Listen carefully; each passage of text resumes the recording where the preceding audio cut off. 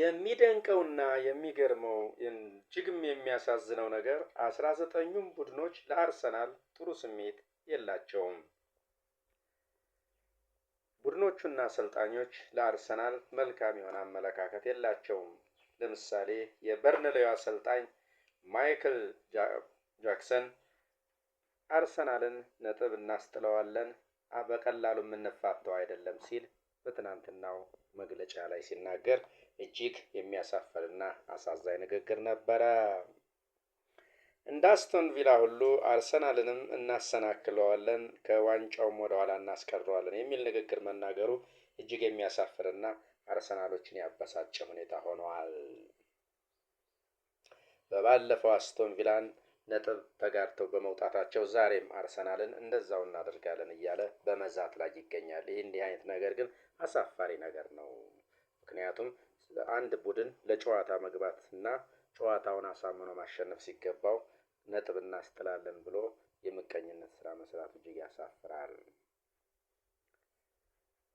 በርንሌይ ያለፉትን 4 ጨዋታዎች ተሸንፏል።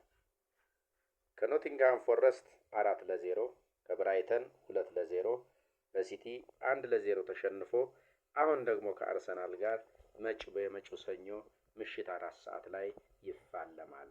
ይህን ቡድን ነው እንግዲህ አሰልጣኛቸው ጉራውን እየፎከረ አርሰናልን እናሰናክለዋለን እያለ የሚያወራው። ነገር ግን አርሰናል ይህንን ቡድን 6-0 እና 5-0 በቀላሉ ማሸነፍ የሚችል ይሆናል።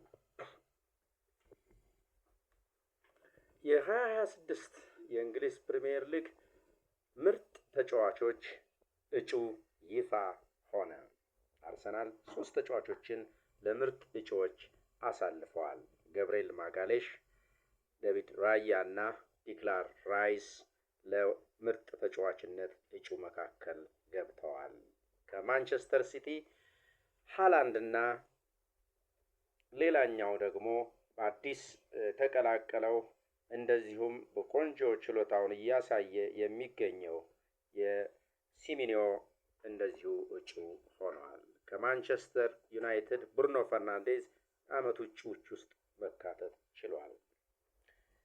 ከኖቲንግሃም ፎረስት ሞርጋን ጊብስ ዋይት እንዲሁ በዚህ በምርጥ ተጫዋችነት ወደ እጩነት ተቀላቅለዋል። ሌሎችም እንደዚሁ ይገኙበታል።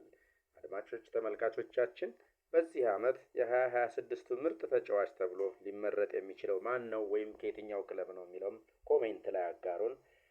የሚገርም ጨዋታ ሰኞ እንመለከታለን። ለአርሰናል የሰኞው ጨዋታ እጅግ ወሳኝ ይሆናል። ማን ያሸንፋል የሚለውንም በዚሁ ኮሜንት ላይ አስፍሩልን። ላይክ፣ ሼር፣ ሰብስክራይብ አድርጉ። ጤና ይስጥልን።